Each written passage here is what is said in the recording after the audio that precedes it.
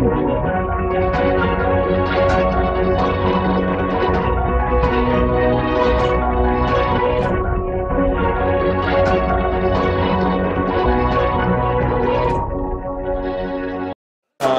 Sivakumar பேசுகிறேன். Orthopaedic surgeon, expert in joint replacement surgery, Sivam ஹாஸ்பிட்டலில் work பண்ணுறேன். ஸோ அந்த அம்மா வந்து எனக்கு ரொம்ப நாளாகவே தெரியும். ஸோ 2001 எப்போ பண்ணோம்னா 2011 பண்ணோமா, 2013 அவங்க கீழே விழுந்து இடது பக்கம் உள்ள பந்துக்கிண்ண மூட்டில் இருக்கக்கூடிய ஹிப் ஜாயிண்டில் நெக் ஆஃப் ஃபீமர் ஃப்ராக்சர் அப்படின்னு சொல்லுவோம். ஸோ அந்த நெக் ஆஃப் ஃபீமரில் வந்து ஃப்ராக்சர் ஆனதுனால இவங்களுக்கு வந்து ஹிப் ரீப்ளேஸ்மெண்ட் சர்ஜரி பண்ணோம். ஸோ 2013. ஸோ ஹிப் ரீப்ளேஸ்மெண்ட்ங்கிறது என்ன அப்படின்னா, உடஞ்சி போன அந்த பாலை ரிமூவ் பண்ணிவிட்டு ஆர்டிஃபிஷியல் ஜாயிண்ட் வச்சு ஃபிக்ஸ் பண்ணோம். இவங்களுக்கு பண்ண ஜாயிண்ட் இது தான். ஸோ இது வந்து கப், அது அதில் இருக்கக்கூடிய அந்த லைனர், பாலி லைனர் இது தான். ஸோ உள்ள ஃபீமர் தை போனில் வச்ச ஸ்டெம் அதுதான். அதில் இருக்கக்கூடிய ஹெட் போர்ஷன் அப்படிங்கிறது அதுதான். ஸோ இதை வந்து அன்சிமெண்டட் ஸ்டெம் அப்படின்னு சொல்லுவோம். சிமெண்ட்டுங்கிற க்ளூ யூஸ் பண்ணாமல் ஃபிக்ஸ் பண்ண ஸ்டெம், அதனால் இது வந்து uncemented stem and uncemented cup. So இந்த கப்பு ப்ரெஸ் ஃபிட்டில் ஃபிக்ஸ் பண்ணுவோம். அதே சமயம் ஸ்க்ரூவும் யூஸ் பண்ணி, இந்த மாதிரி சின்ன ஸ்க்ரூ யூஸ் பண்ணி அடிஷ்னல் ஸ்டெபிலிட்டிக்காக ஃபிக்ஸ் பண்ணுவோம். ஸோ அம்மாவுக்கு அப்போயே வந்து 71 வயசாகிடுச்சு. ஸோ போன் குவாலிட்டி வந்து ஆஸ்டியோபோரோசிஸ் இருந்தது. அதனால இந்த ஸ்க்ரூ யூஸ் பண்ணி அதை ஃபிக்ஸ் பண்ணோம். ஸோ இவ்வளோ நாள் ப்ராப்ளமே இல்லை, நல்லா நடந்துட்டு இருந்தாங்க. ஒரு 3-4 மாதம் இருக்குமா அவங்களுக்கு, எவ்வளோ நாள் இருக்கும், 4 மாதமாக மறுபடியும் வலி இருக்குது அப்படின்னு சொன்னாங்க. ஸோ இங்கே வந்து பார்த்தீங்கன்னா அந்த எக்ஸ்ரேயில் பார்த்தீங்கன்னா இந்த கப்பெல்லாம் வந்து நகர்ந்துருந்தது, ஸ்டெம் வந்து லூஸ் ஆகிருந்தது. எக்ஸ்ரேயில் பார்க்குறப்ப அந்த பந்துக்கிண்ண மூட்டில் இருக்கக்கூடிய பாலில் சுற்றியும் சரி, அஸ்டாபுலம்ங்கிற கப்பை சுற்றி வந்து ஆஸ்டியோலைசிஸ் இருந்தது. ஆஸ்டியோலைசிஸ் அப்படின்னா அந்த பாலி, இந்த பிளாஸ்டிக் மாதிரி ஒரு இன்சர்ட் வைப்போம் இல்லையா, அந்த பிளாஸ்டிக்லேருந்து டெப்ரி வந்து ரிலீஸ் ஆகி சுற்றி உள்ள எலும்பெல்லாம் அரிச்சிரும். ஸோ அந்த எலும்பு அரிச்சிட்டு இந்த பாலியும் பார்த்தீங்கன்னா எக்ஸென்ட்ரிக்காக வேறாக இருந்தது. ஸோ ஒரு பக்கம் நல்லா இருக்குது, இன்னொரு பக்கம் சுத்தமாக காணும். ஸோ அது வேறாகி சுற்றி உள்ள எலும்பு எல்லாத்தையுமே அரிச்சிருந்தது. தைபோன் ஃபீமர்லையும் பார்த்தீங்கன்னா சுத்தமாக உள்ள எலும்பெல்லாம் அரிச்சிருச்சு. கிரானுலோமான்னு சொல்கிற மாதிரி எல்லாம் ஒயிட் போனுக்கு பதிலாக ஒயிட் கலர் டிஷ்யூ தான் இருந்தது. ஸோ நாங்கள் அதை ஓப்பன் பண்ணி பார்க்குறப்ப கிரே கலரில் மெட்டலோசிஸ்ன்னு சொல்லுவோம், கிரே கலரில் ஒரு ஃப்ளூயிட் வந்தது. அது இந்த மாதிரி வேர் அண்ட் டேர் இருக்கிறவங்களுக்கு காமனாக வர்றது தான். ஸோ அதை ரிமூவ் பண்ணிவிட்டு அந்த போன் லாஸ் இருந்ததுனால ஸோ அந்த புதுசாக ஒரு கப்பு வைக்கிறப்போ எகெயின் அன்சிமெண்டட் கப், சிமெண்ட் இல்லாத ஒரு கப்பு தான் வச்சோம். அதை ஃபிக்ஸ் பண்ணுறதுக்கு instead of 2 screws multiple screws use பண்ண வேண்டியிருந்தது. ஸோ இன் அடிஷன் ஆக்மெண்ட்டும் யூஸ் பண்ண வேண்டியிருந்தது. ஏன்னா அந்த அஸ்டாபுலத்தோட ஷேப்பே மாறிடுச்சு, போன் லாஸ்னால அஸ்டாபுலம் ஷேப் மாறிடுச்சு. அதை ஃபிக்ஸ் பண்ணுறது கொஞ்சம் சிரமமாக இருந்தது. செகண்ட் பாயிண்ட் என்ன அப்படின்னு கேட்டிங்கன்னா, ரிமூவிங் த ஸ்டெம். இந்த ஸ்டெம்மை ரிமூவ் பண்ணுறதுல கொஞ்சம் சிரமங்கள் இருந்தது. ப்ராக்சிமல் போர்ஷன், இந்த தையோட ப்ராக்சிமல் எலும்பில் வந்து நிறைய ஆஸ்டியோலைசிஸ் இருந்தது. But at the same time அந்த டிஸ்டல் போர்ஷனில் வந்து போனோட நல்லா இன்டகிரேட் ஆகிருந்தது. ஸோ அதனால் இதை ரிமூவ் பண்ணுறதுக்கு நிறைய வந்து நாங்கள் கஷ்டப்பட்டு இதை ரிமூவ் பண்ணோம். ரிமூவ் பண்ணிவிட்டு எகெயின் அன்சிமெண்டட் ஸ்டெம்முக்கு பதிலாக போன் லாஸ் சரி பண்ணுறதுக்கு சிமெண்ட்டுங்கிற க்ளூ யூஸ் பண்ணோம். சிமெண்ட்டு க்ளூ யூஸ் பண்ணி ஃபெமரல் ஸ்டெம் ஃபிக்ஸ் பண்ணோம். அஸ்டாப்லர் சைடு பார்த்தீங்கன்னா சிமெண்ட்டு யூஸ் பண்ணாத கப்பு யூஸ் பண்ணோம். அந்த போன் டிஃபெக்டை குறைக்கிறதுக்காக போன் ஆக்மெண்ட்டும் யூஸ் பண்ணோம். யூஸ் பண்ணி நல்ல ரிசல்ட் வந்திருக்கு.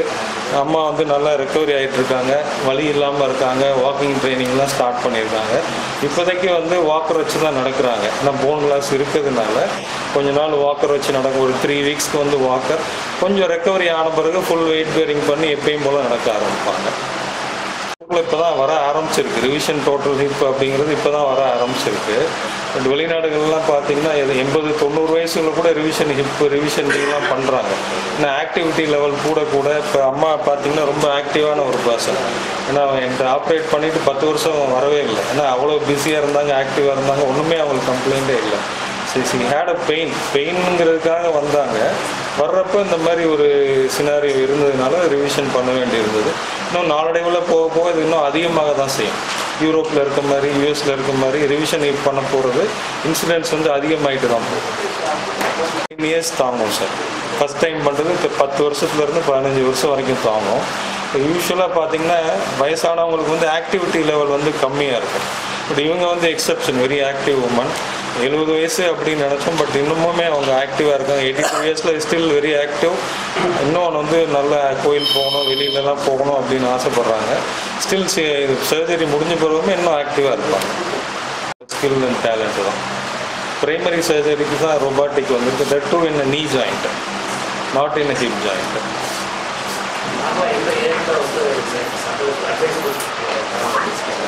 சரி, இப்போது நம்ம இந்தியாவில் பொறுத்த வரைக்கும் பார்த்தீங்கன்னா ஹிப் ஜாயிண்டில் வந்து ஆர்த்ரைட்டிஸ்ங்கிறது வந்து ரொம்ப ரொம்ப ரேரு. எல்டர்லி பாப்புலேஷன் கீழே விழுந்து அந்த பந்துக்கிண்ண மூட்டில் முறிவு ஏற்பட்டதுன்னா நம்ம பண்ணி தான் ஆகணும், இரஸ்பெக்டிவ் ஆஃப் த ஏஜ். 60 வயசு கீழே வந்து உடஞ்சதுன்னா ஸ்க்ரூ போட்டு ஃபிக்ஸ் பண்ணுறதுக்கு ட்ரை பண்ணுவோம். We won't do the replacement. 60 வயசுக்கு மேலே உள்ளவங்களுக்கு அந்த பாலை ரிமூவ் பண்ணிவிட்டு செயற்கை மூட்டு வைப்போம்.